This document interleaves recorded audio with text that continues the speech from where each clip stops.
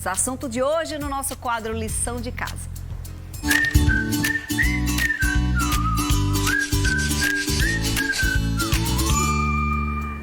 A nossa colunista, a consultora educacional Fabiana Sena, já está aqui com a gente, como acontece toda quarta-feira. Oi, Fabi, boa tarde. Oi, Fernandinha, boa tarde. Muita chuva lá fora, mas aqui a gente aquece, né? Muita chuva, verdade. Ô, Fabi, independente de chuva, muitos pais estão tendo que retornar com o hábito de levar os filhos, os adolescentes também, às escolas, né? Porque o retorno presencial agora é uma realidade. Como é que os pais, como é que está sendo, né, esse retorno dos adolescentes? Fernandinha, tem sido um retorno, eu acho que ansioso para todo mundo, né? E quando a gente fala de adolescente, a gente sabe que muda um pouco o cenário da criança, né? Porque, na verdade, entra naquela fase que muitos pais até se assustam com tanta mudança de comportamento, né?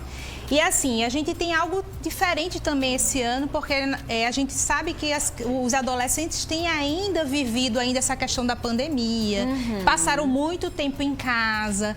De uma certa forma, a gente percebe que a ansiedade, a introspecção, né, foram todos os fatores que têm sido vivenciados por eles. Então, o suporte da família, da escola para esses adolescentes tem sido essencial nesse momento.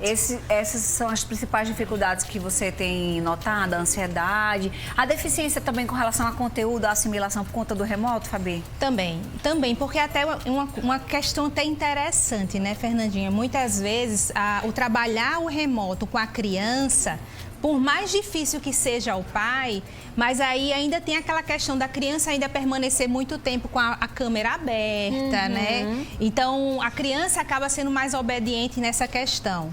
O adolescente, como já tem mais autonomia, e ele acha que já tem o domínio de tudo, então o que acontece?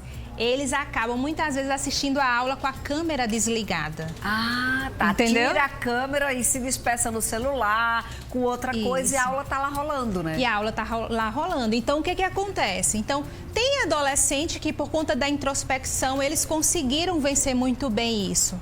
Mas já tem adolescente que isso se torna uma dificuldade, porque, na verdade, não tem um professor ali chamando o nome dele, não tem aquele professor percebendo qual é a reação dele em determinado momento do conteúdo. Então, com certeza, a gente tem vivenciado, sim, né? Aquela defasagem que a gente já vinha falando sobre as crianças, sim, também tem sido uma realidade muito constante para o adolescente. E aí, muitas vezes, os pais, por encontrarem no adolescente essa certa independência com relação a estudo, só vêm descobrir a dificuldade no final do ano. E aí, muitas vezes, é difícil resgatar algo. Seria uma boa oportunidade de puxar esse papo, como é que tá, como é que estão as notas, como é que está esse primeiro semestre, como é que tem sido essa conversa. Seria importante tomar agora, Fabi? Sim, com certeza, Fernandinha. E assim, eu venho até mesmo dar um alerta para os pais, tá?